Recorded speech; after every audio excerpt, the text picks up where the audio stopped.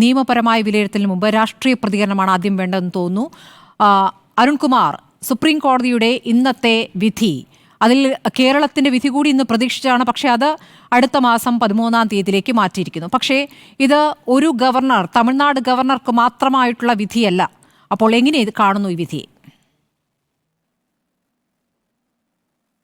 കഴിഞ്ഞൊരു 3-3.5 വർഷമായി പല ചർച്ചകളിലും ഞങ്ങൾ വന്ന് വാദിക്കാൻ ശ്രമിച്ച പോയിന്റുകൾ തന്നെയാണ് സുപ്രീം കോടതിയുടെ വിധിന്യായത്തിൽ ഏറ്റവും ഭംഗിയായി ഉൾപ്പെട്ടിട്ടുള്ളത്.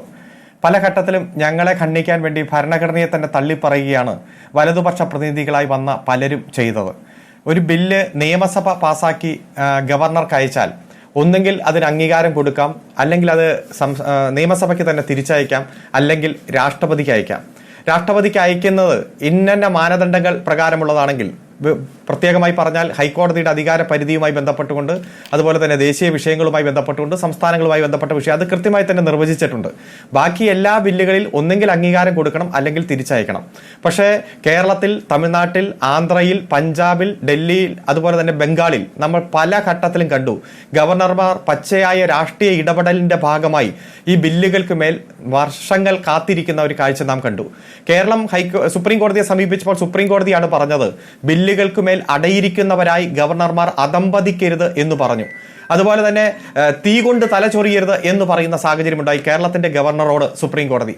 മൂന്നാമത് പറഞ്ഞു, ഞങ്ങൾ അതിശക്തമായിട്ടുള്ള ഉത്തരവ് പാസാക്കുമെന്ന് പറഞ്ഞപ്പോഴാണ് ചില ബില്ലുകളിൽ ഒപ്പിട്ടു, ചില ബില്ലുകൾ രാഷ്ട്രപതിക്ക് അയക്കുന്ന സാഹചര്യം അന്ന് നാം കണ്ടത്.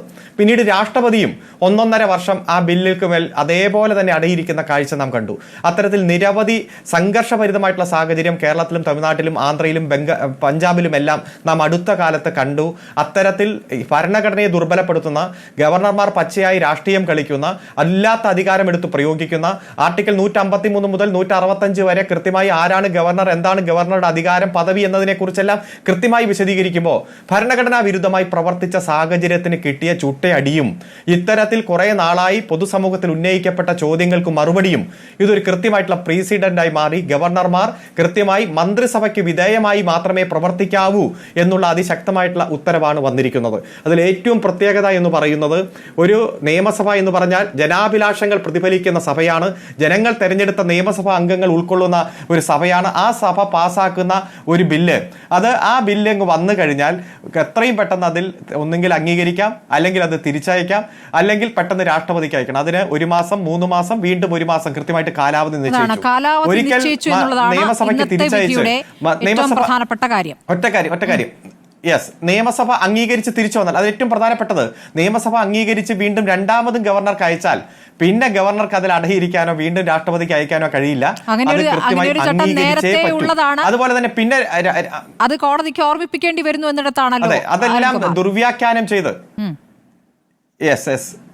അത് ദുർവ്യാഖ്യാനം ചെയ്ത് ഇല്ലാത്ത പദവി എടുത്ത് വിനിയോഗിച്ച്, അതുപോലെ തന്നെ രാഷ്ട്രപതി ഒരു ബില്ല് റിജക്ട് ചെയ്താലും ജുഡീഷ്യൽ സ്കൂട്ടിനിക്ക് വിധേയമല്ല എന്ന് പറഞ്ഞ ശ്രീ ചന്ദ്രചൂഡിന്റെ അടക്കമുള്ള വിധിന്യായം അത് മുൻകാല വിധിന്യായങ്ങൾ പരിശോധിക്കാതെ ഉണ്ടാക്കിയ വിധിയാണ് എന്ന് പറഞ്ഞുകൊണ്ട് ഈ വിഷയത്തിൽ ഇതുവരെ ഉയർന്നു വന്ന എല്ലാ ചോദ്യങ്ങൾക്കും, രാഷ്ട്രീയ വിദ്യാർത്ഥികൾക്കടക്കമുണ്ടായ സംശയങ്ങൾക്കും ഭരണഘടനാ വിദ്യാർത്ഥികൾക്കുണ്ടായിട്ടുള്ള ആശങ്കയും പരിഹരിക്കുന്ന സുപ്രധാനമായിട്ടൊരു ഒരു വിധിയാണ് ഈ വിധി. കഴിഞ്ഞ 3-3.5 കൊല്ലമായി ഈ കേരളത്തിൽ ഇടതുപക്ഷത്തിന്റെ പ്രതിനിധികൾ ഉന്നയിക്കുകയും പ്രത്യേകിച്ച് അത് സുപ്രീം കോടതിയിലടക്കം കൊണ്ടുപോയി വലിയ സംവാദാത്മകമാക്കി മാറ്റി, ഡൽഹിയിലടക്കം നടത്തിയ സമരത്തിന്റെ ഭാഗമായിട്ട് ഉൾപ്പെടുത്തി അതിന് കിട്ടിയ ഒരു വലിയ അംഗീകാരമായിട്ട് തന്നെയാണ് ഈ വിധിന്യായത്തെ കാണുന്നത്.